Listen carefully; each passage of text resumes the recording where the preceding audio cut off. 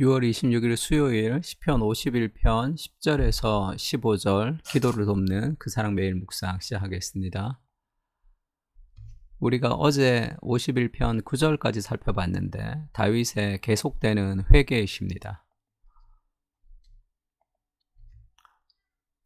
51장 10절에 보면 하나님이여 내 속에 정한 마음을 창조하시고 내 안에 정직한 영을 새롭게 하소서 이렇게 고백하죠.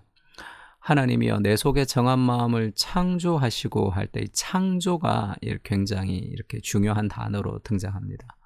그래서 영어 성경에 보면 create in me a clean heart 할 때 create 하면 이게 창조하다라는 뜻이죠.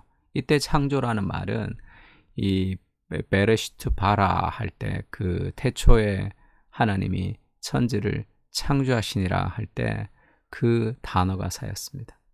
그러니까 천지 창조, 하나님이 천지를 창조하시는 그 새로운 그런 창조의 능력으로 내 마음을 하나님이 다시 창조해 주셔야 된다는 거예요. 왜 그렇죠?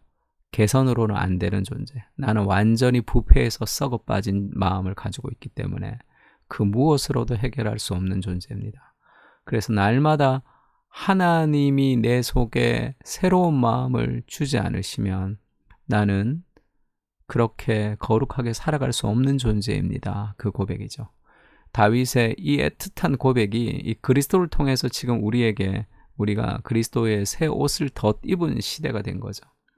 새로운 마음을 창조해 주시고 정직한 영을 좀 새롭게 해 주십시오. 내 힘으로 안 됩니다. 하나님이 해 주셔야 된다는 거죠. 그리스도의 영으로 우리를 새롭게 해 주시죠. 그런 은혜를 지금 이 다윗이 간구하고 있습니다. 인간의 무기력함, 인간의 절망, 그것을 깊이 느낄 때 하나님께 나아갈 수 있는 거죠. 날마다 우리가 하나님 앞에 기도하며 하나님 말씀을 묵상하는 것도 내가 내 힘으로 살아갈 수 있는 존재에 있는데 그것에 플러스 알파가 되는 어떤 개선을 위해서 말씀과 기도를 보는 사람들도 있습니다. 그러면 그것이 정말로 간절한 마음으로 말씀에 집중하지 못하게 되고 또 뭐라 그럴까 했다가 안 했다가 그런 무언가 신앙생활에 있어서 무언가 성장하지 못하는 그런 반복을 왔다 갔다 할 때가 있어요. 근데 정말 내 힘으로 살아갈 수 없다라는 그 삶의 절망은 날마다 하나님 앞에 우리를 무릎으로 나아가게 합니다. 그리고 그 하나님의 은혜의 공급만으로 내가 살 수 있다라는 그 간절한 목마름이 우리의 영혼을 채우는 거죠.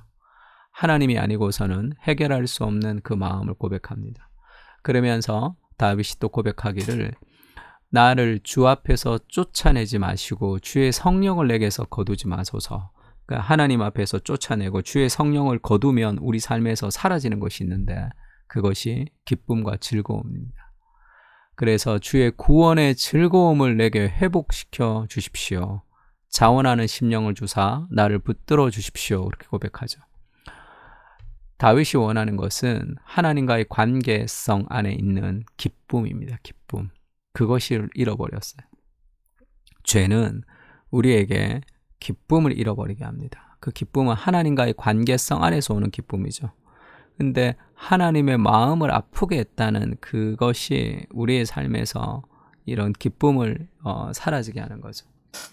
그러나 지금 이 구원의 즐거움을 내고 회복시켜 달라는 것은 뭐라고 할까요? 마틴 로이드 존스 목사님은 그 시편 51편을 설교했던 회개라는 책에서 이 회개라는 것은 아주 독특한 것인데 내가 죄를 지은 대상을 향해서 달려나가게 한다. 그 품에 안기게 한다는 거예요. 내가 하나님에게 죄를 지었죠. 근데 그러면 죄 지은 대상에게 미안해서 멀어져야 되는데 회개는 그렇게 하지 않고 하나님께 더 가까이 갑니다. 용서해 달라고. 왜냐하면 하나님께 죄를 지은 게 너무 죄송하지만 하나님 외에 그 누구도 우리의 그 죄를 해결할 수 없기 때문이죠. 그 하나님의 긍휼하심을 신뢰하며 우리가 나아가는 겁니다. 내가 하나님 앞에 죄를 지어서 하나님 볼 면목이 없어서 기도하지 않습니다. 그거는 하나님을 아주 속 좁은 존재로 보는 거예요. 하나님의 긍휼을 의지하며 우리가 죄 가운데도 하나님께 나아갑니다. 그때 그 은혜를 회복시켜 주실 때 우리 참된 즐거움이 회복되는 거죠. 너희가 예수를 보지 못하였으나 사랑하는도다. 이제도 보지 못하나 믿음을 통해서 말할 수 없는 영광스러운 즐거움으로 기뻐한다. 그러니까 그리스도 안에 이 그리스도와의 관계가 회복될 때 우리 속에 나타나는 가장 중요한 열매는 기쁨입니다. 기쁨. 그리스도를 우리가 보고 기뻐하는 이 기쁨을 회복시켜 달라고 그렇게 고백하죠. 그리고 나서 지금 그렇게 고백합니다. 기쁨을 회복시켜 주시고 자원하는 심령을 주십시오. 이 자원이라는 것은 스스로 원하는 그런 마음을 달라는 거죠. 내가 죄인이었고 내가 아무것도 할 수 없는 그런 죄의 절망 속에 있는 존재였는데 그리스도께 나아가서 그리스도께서 용서해 주시는 그리스도의 용서를 경험하고 내가 하나님과 관계가 회복된 즐거움이 내 안에 다시 회복되면서 우리는 이 은혜에 감사해서 인생을 이 죄를 쫓아 살아가는 그런 인생이 아니라 이제는 삶의 방향이 바뀌는 거죠. 그리스도를 위해서 이렇게 나를 용서해 주신 그리스도를 위해서 인생을 드리고 싶다 해서 자원하는 심령으로 우리가 선을 행하는 단계로 나아가게 됩니다. 그래서 다윗도 그렇게 얘기하죠. 그리하면 내가 범죄자에게 주의 도를 가르칠 것이고 죄인들이 주께 돌아오게 될 것입니다. 나를 용서해 주신 그리스도의 그 은혜를 내가 증거하며 그걸 기쁨으로 하겠죠.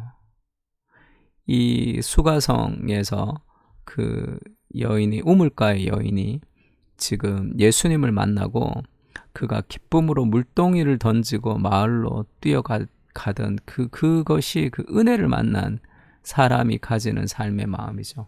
그래서 자원하는 심령은 하나님의 은혜는 우리를 자원하는 마음으로 우리를 헌신하게 합니다.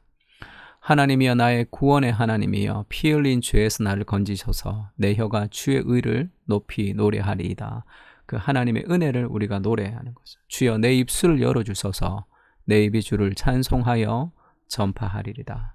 이것이 깊은 죄 가운데 빠진 우리가 회개와 용서를 경험하면서 우리가 또 다른 단계, 더 흔들리지 않는 삶의 단계, 더 높은 신앙의 단계로 우리를 인도하는 거죠. 자원하는 심령으로. 그래서 우리의 성장이라는 것은 꾸준히 믿음 안에서 성장한다는 것은 회개와 믿음을 반복하면서 성장하는 겁니다. 우리 삶의 넘어짐과 일어섬을 반복하는 그 과정 자체를 통해서 우리가 더 하나님 앞에 단단해진다고 할까요? 이 모든 과정 자체를 하나님께서 우리를 성장시키는 삶의 도구로 삼아주시는 거죠. 그래서 이 그리스도의 은혜가 우리를 헌신하게 하는데 요한복음 3장 16절은 그렇게 얘기하죠. 하나님이 세상을 이처럼 사랑해서 독생자를 주셨습니다. 이는 그를 믿는 자마다 멸망치 않고 영생을 얻게 하려 하심이라는 이 은혜, 이 그리스도의 사랑으로 내가 죽을 수밖에 없는 내가 구원을 받았다는 그 은혜는 이 요한 1서 3장 16절이죠. 공교롭게도 둘 다 3장 16절입니다. 또 요한복음과 요한 1서는 같은 사람이 썼죠. 그가 우리를 위하여 목숨을 버리셨으니 요한복음 3장 16절이죠. 우리가 이로써 사랑을 알게 되었다. 죄인을 위해서 목숨을 버리시는 사랑을 알게 되었죠. 그래서 우리도 형제들을 위하여 목숨을 버리는 것이 마땅하다. 그렇게 이제 고백합니다. 이것이 이 죄로부터 회개했던 사람들이 가지는 삶의 자원하는 능력이죠. 그리스도께서 우리에게 그런 은혜를 베풀어 주시고 우리가 정말 그 사랑과 은혜에 합당해서 자원하는 심령이 되게 하는 거죠. 베드로도 예수님 배신했습니다. 끝없이 용서하시는 그리스도의 사랑을 경험하면서 베드로가 인생을 다시 한번 헌신하는 장면이 있죠. 그런 은혜가 우리에게 있었으면 좋겠습니다. 철저한 인간의 무력함을 깨닫게 하소서. 주님의 은혜 없이는 하루도 어떤 것도 이룰 수 없습니다. 내 마음을 새롭게 하시고 새롭게 창조해 주시옵소서. 내 안에 계신 그리스도의 생명을 의지하며 살아가게 하시고 그 은혜의 감격으로 나를 위한 삶이 아니라 주를 위한 삶으로 삶의 방향을 변화시켜 주시옵소서. 그리스도의 은혜만이 우리를 변화시킬 수 있습니다. 그 은혜를 부어 주시옵소서. 아멘. 우리 다 같이 시편 51편을 통해서 기도하겠습니다.